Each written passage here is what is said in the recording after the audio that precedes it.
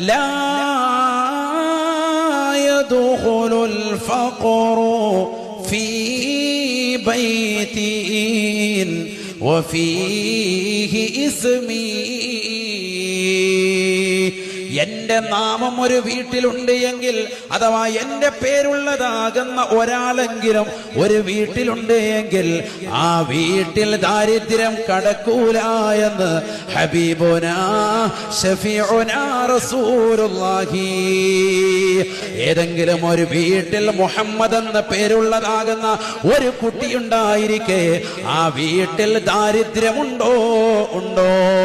മുഹമ്മദ് എന്ന പേര് മാത്രം അല്ലാഹുവിന്റെ റസൂലിന്റെ നാമമാണ്, ഇതെന്റെ ഹബീബിന്റെ നാമമാണ്, ഇതെന്റെ പ്രവാചകന്റെ നാമമാണ്. ആ ഒരൊറ്റ ഇഷ്ക് വെച്ചുകൊണ്ട് ആരെങ്കിലും നാമം വെച്ചാൽ ആ വീട്ടിൽ ദാരിദ്ര്യം വരൂല എന്ന് ഹബീബുനാ ശഫീഉനാ റസൂലുള്ളാഹി.